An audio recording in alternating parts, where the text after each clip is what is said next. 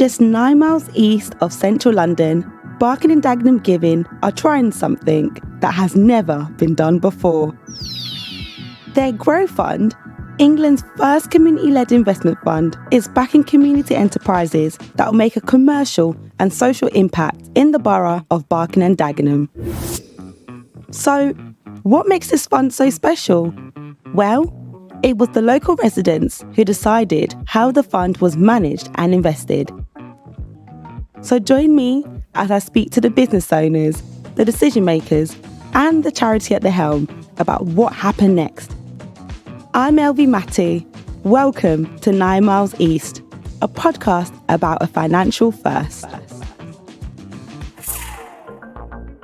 We've heard so much about the Growth Fund so far in this series, from Cameron at BD Giving, from Wunmi, the community steering group member, and the businesses who received the support. But how did the Growth Fund come to be? In this episode, we talk about the conditions and resources that were in place and what this way of working could mean for the democratisation of money. Kate Harmatz, Head of Fundraising at BD Giving, Amir Rizwan, a social investment expert, and Julian Corner, CEO of Lankelly Chase Foundation, who has a long-standing relationship with Barking Dagenham, came together for a conversation on why the Growth Fund is like a petri dish, culturing the future of funding. As a social investment expert, Amir has been an invaluable teacher to the BD Giving team. He sits on several charity boards and hosts conversations that aim to push social investment forward. He became a friend to BD Giving when they asked him to support their community steering group in developing the UK's first community-led social investment fund. He has offered advice and supported their community members throughout their journey. Amir explains his first experience with BD Giving. I first actually got involved with BD Giving was when I was invited to one of their sessions with their community panel, where I came in as the social investment expert to really help them understand what social investment is, how it works, all the various things. And that was an extremely nerve-wracking moment for me, because there was all these new faces here from different parts of the community. My worry is I'm just going to sound like some alien who's talking a completely different language, and how do I make this relatable? And it was just amazing to have that opportunity to actually kind of really talk about this work, but to really understand actually the way I position it and the way I've always talked about it is actually, is that the right way? Is it too complex? Is it too jargon heavy? And ultimately, I think what it led to is I probably learned more than they learned from me, not just from that moment, but from an ongoing kind of journey that I was with them, because I saw them on different occasions, and it was just amazing to see how they picked up on all the various things, the questions they were asking, the way they were cutting right through the unnecessary jargon and complexity to drill down to the most important bits, and just taking ownership of the whole idea of actually making investment decisions and the confidence it gave them as well. So it's been a really great journey seeing the community steering group, and I'm just really impressed with the journey they've been on as well, and almost kind of awestruck as well. It was clear to experts like Amir and large funders like Lankelly Chase Foundation that something totally different was emerging here. But this couldn't have happened without examining the big questions with the community first. Like, who holds the money? Who makes decisions? And who benefits? The time and space to do this with the community had to be funded and supported by people who are truly interested in the outcomes. Here, Kate, Julian, and Amir discuss power and the conditions that can build alternative funding systems.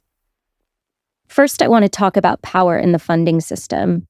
So how do you disperse power responsibly?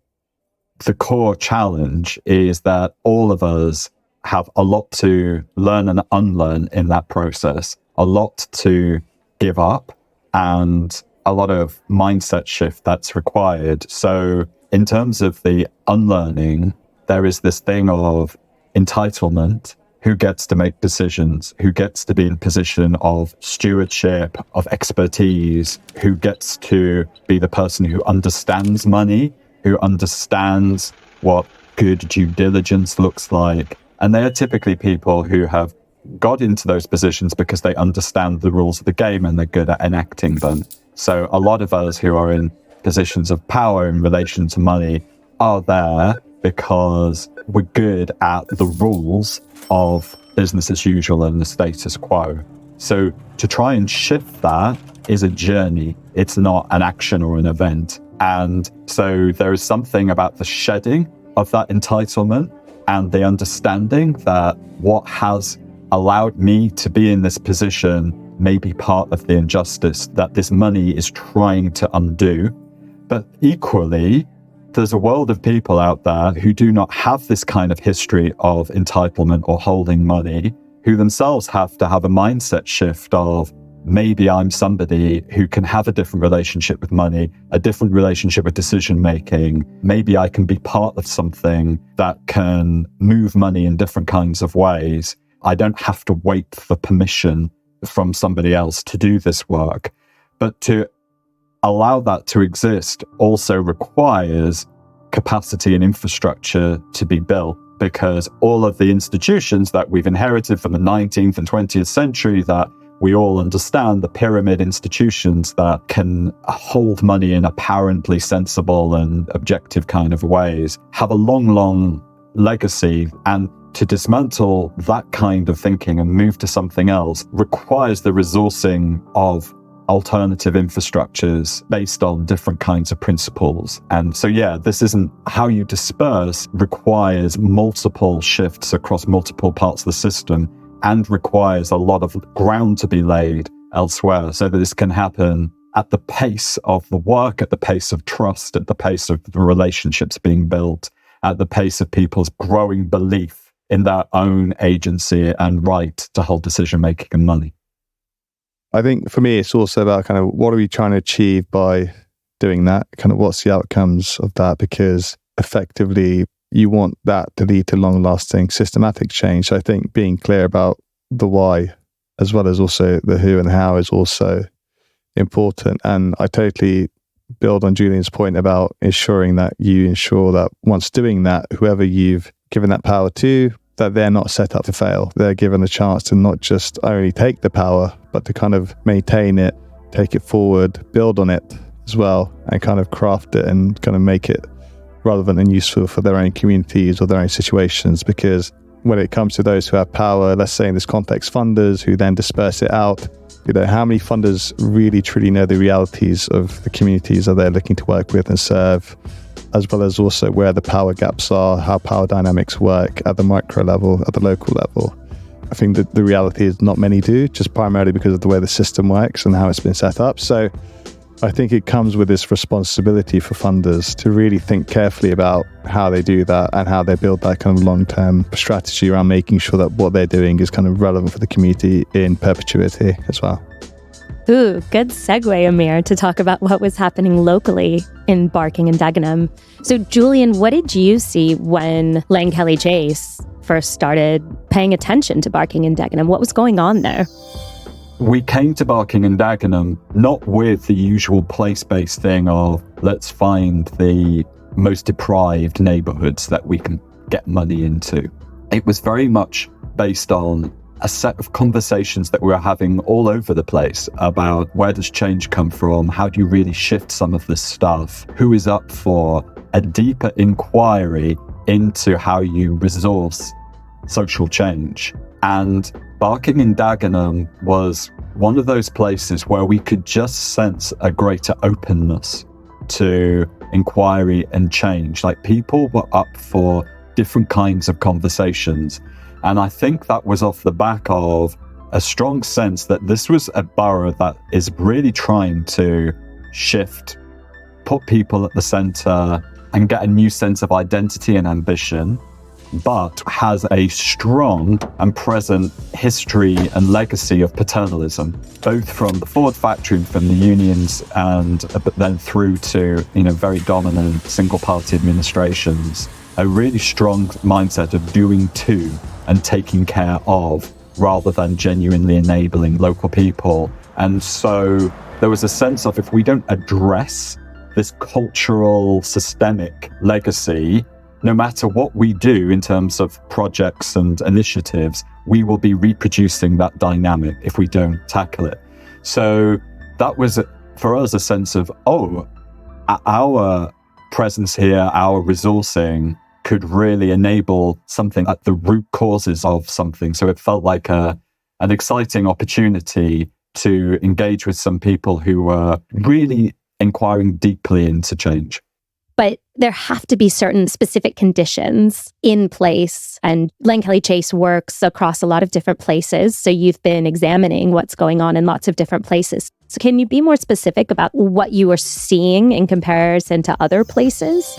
I would say that the principal condition is that there is a set of relationships that are in place between people who are able to hold uncertainty and complexity and yet stay focused on building those very conditions for change. So in each of the places that we started, there was a small network of people who are holding an alternative vision of what might be possible. And so system-wide, I wouldn't say that there are common attributes to the places that we've been working in. What was key was a vision of alternative possibilities held by a small number of people who had those relationships and trust, but were able to hold those with remarkably little ego.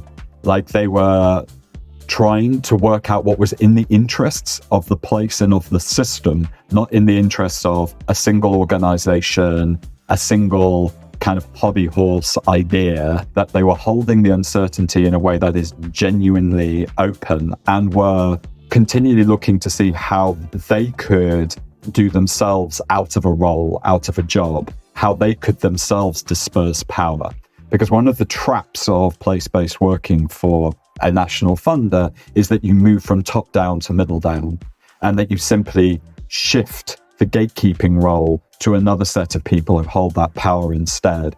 And what was remarkable in each of the places that we found was a group of people who didn't want to hold that power themselves, were interested in radical dispersal, but could see that they were holding a position that could be a path through to power dispersing rather than them becoming the new gatekeepers. And Amir, what were you seeing in terms of the characteristics around the work that was really allowing something exploratory to take place? So I spent coming up to nearly 9-10 years in the social investment space. I've worked in banking and finance. And there's always been a dynamic of the wealth holders, the investors holding power, deciding and calling the shots, really. And then I see BD Giving trying to really turn that narrative and dynamic on its head and saying, actually, what if we took a group of local people with a range of different backgrounds and took them on a journey, so to speak, to help actually shape and build some of the narrative around what I would say the dull but important bits, like investment policy, like the way investments are made, and what is risk, how do you calculate risk, how do you make an investment decision, all these things which, we're still basing this on very kind of like finance speak that goes back to kind of capitalist neoliberal economic structures of risk, reward, return, which, is that the right model to use to bring about social change? So I saw BD Giving as like this kind of little petri dish, which is trying to kind of really assess that, to really kind of tackle that head on, but also do it in a humble way of saying, actually, we don't quite know. So we're also going on the journey to find out about this because this is completely unexplored territory.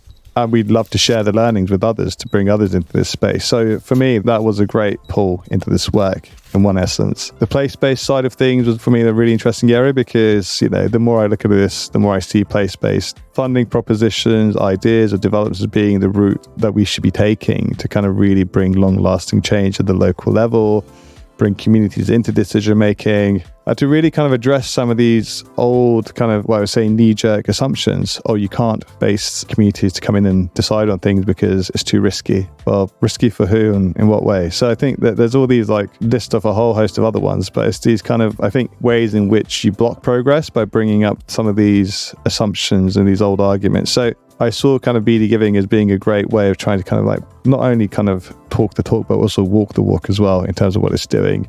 The honesty that they have as well, saying, look, we're not sure if we have the right model yet, but we need to work towards getting towards there, because I think that's often the issue is, people want to go from 0 to 100 straight away, but it's not like that. It's messy. It takes time. It's a bumpy road. There's ups and downs. But for BD Giving to be very honest and open about that, I thought was really refreshing as well. The Lankelly Chase Foundation recently announced that they will redistribute their £130 million endowment over the next 5 years. This shocking news has sparked conversations about how other funders make decisions about their funds. As for the people who rely on this kind of funding, some fear the loss of an empathetic funder.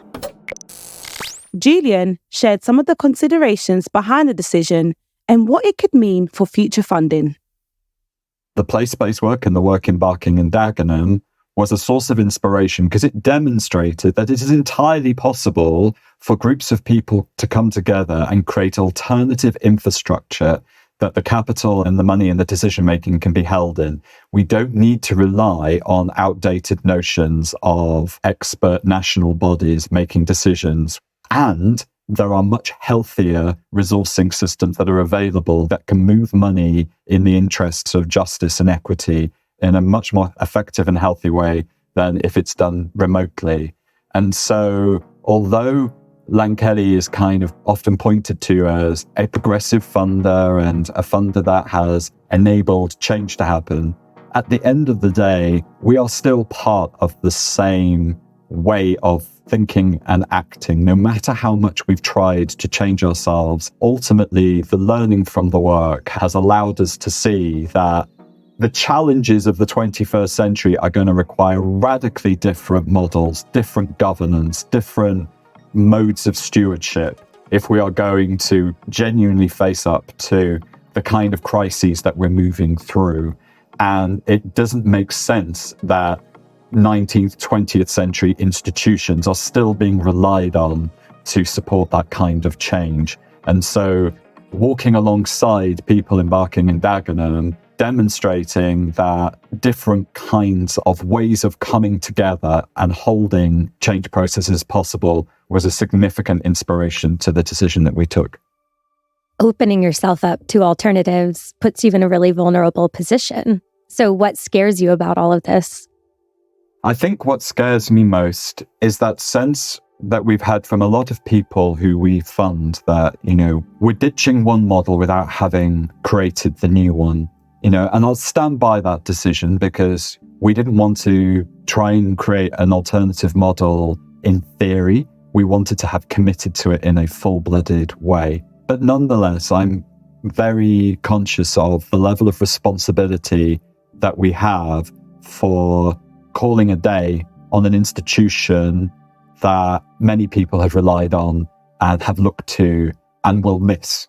Whoever is running it, or, they'll miss the team, but they'll also miss that sense of solidarity and allyship and a powerful institution having its back. BD Giving sees the Growth Fund as the start of a reimagined ecosystem. Local people were given the space and time to consider what their community needed and were given money to place towards those needs. They are invested in Barking and Dagenham businesses who are already making a local impact, and they want to see their investments go as far as possible.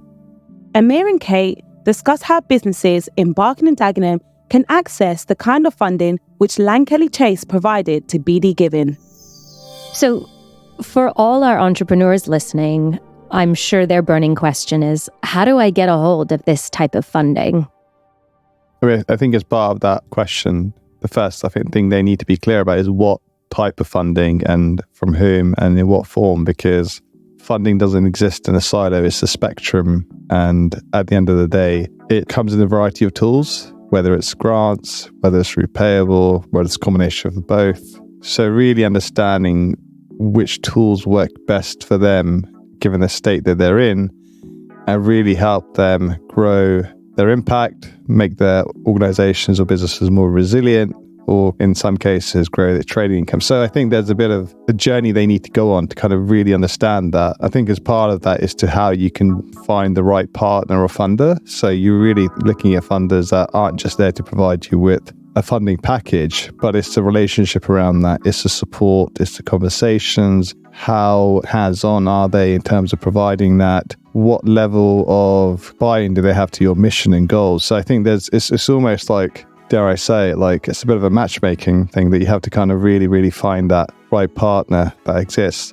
And there are lots of resources out there as well that can help with some of this stuff. So what I will kind of plug one, that in Good Finance and the work that they have done to really explain in a jargon-free way all the different funding products and tools that exist out there, have some really great case studies of entrepreneurs and organizations that have gone on to kind of raise funding and kind of the journey they've been on. And they have a great directory of all the funders that currently exist out there that provide that, because the first step in any of this is go and talk to them, pick up the phone or drop them an email, have a conversation or visit them at an event and say, actually, tell me more about what you do. Get them to pitch to you in that sense. So I think use those tools at your hand. And I think the work that Barking Dagenham Giving is doing to kind of help provide a signpost towards some of those opportunities and resources out there is a great resource and kind of tool as well, I think, for the local area.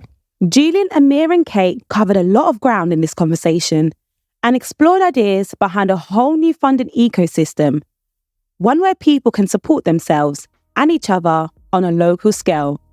As the conversation closed, Julian wanted to add one last thing. There are certainly folks in Barking and Dagenham who feel like Lankelly Chase has had our back. Now what? What would you directly say to them? I would say that we're not going anywhere immediately. We've got at least another 4 years of this journey. And this is a space for, we hope, for reimagination. And so the very dynamics of what create a powerful institution having the backs of other people is part of the problem that we're trying to work through here. You know, that what gives Lankelly Chase that positional authority, it isn't earned and it isn't ultimately healthy. But nonetheless, you know, there are people in communities in real life situations who do need the support of people who currently have more positional power than us. It just shouldn't come from some distant institution that has happened upon Barking and Dagenham rather than new and more hackneyed. This is too random.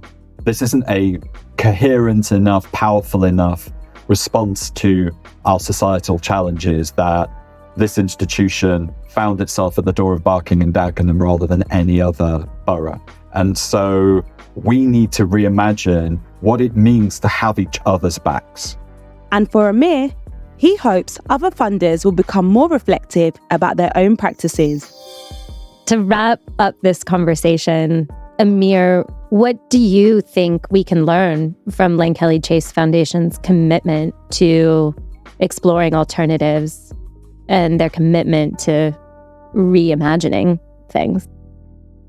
I think the challenge is that this isn't a binary choice between should you exist or should you spend out completely. There are a million and one options in between. And that's the journey that funders need to go on themselves. And that starts with the introspection, I think, as Julian has mentioned, around bringing that conversation up at the exec level, at the board level. You know, why do we exist? Who are we looking to serve? Where is our wealth sitting? Is it actually perpetuating the systematic issues that our grant making is sorting out? All those things. And different organizations will respond differently depending on their own circumstances. For some organizations, it might be valuable to go down this dispersion route that Lankelly are going. For some, that they may want to give up their wealth. But actually, for some, they actually should exist. So I think what excites me, get to your question, Kate, is Lankelly showing that, you know, there should be this discussion happening within organizations, that it isn't a doomsday scenario of, you know, it's going to all turn everything on its head, but it's actually just being honest, open and reflective. And I think you mentioned the word vulnerable, being open to vulnerability as well, and knowing how to listen to kind of the people that you're looking to serve. So I'd like to think that the Lankelly decision will spur discussions and debates and conversations. I don't necessarily think we're going to see hundreds and hundreds of organizations go down the Lankelly route, but nor should we. That shouldn't be the outcome here, because I don't think we should paint that as the kind of moment of success, because otherwise we're kind of like not looking at the real value of the journey that Lankelly are about to start and go on. And what I hope is also they share and reflect those learnings with the wider sector, because I think, you know, it'd be interesting for everyone to see how that goes. Whether you are a heavily endowed funder in the UK or your business started up in Barking and Dagenham, considering and reimagining who holds decision-making power can lead to very different outcomes, whatever you're working towards. Thanks for listening to 9 Miles East with me, Elvi Matu. In this episode, you heard from Kate Harmatz, Head of Partnerships and Fundraising at Barking Dagenham Giving, Julian Corner, the CEO of the Lankelly Chase Foundation, and Amir Rizwan, an expert from the social investment community. This episode of 9 Miles East was produced by Chris Mitchell, Cass Denton, and also Lucy Ditchmont, courtesy of the Feast Collective. Additional editing was by Engin Hassan, and sound design was by Chris Mitchell. The podcast concept came from Louise Kavanagh at Purposeful Marketing. If you like what you've heard, feel free to leave a rating or a comment and tell all your friends about us. This podcast is brought to you by Barking Dagenham Giving. To learn more about the Growth Fund and other things happening with BD Giving, please visit bdgiving.org.uk. Barking Dagenham is a place full of investable opportunities and learning to share. Visit bdgiving.org.uk to find out more and get in touch.